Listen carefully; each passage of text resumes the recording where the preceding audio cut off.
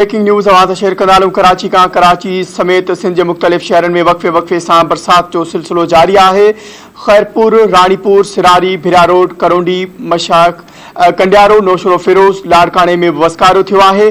चूंडको में बरसात बाद भित किरण सबब नींगर दबजी फौत थी वियो, जडे बरसात का पोइ अक्सर शहरन में बिजली बंद और मवासलाती निज़ाम सख्त मुतासिर थी वियो है। खबर के हवाले से अवां खे एक ॿीहर आगाह कंदालूं। कराची समेत सिंध के मुख्तलिफ शहरन में वक्फे वक्फे से बरसात जो सिलसिलो जारी है।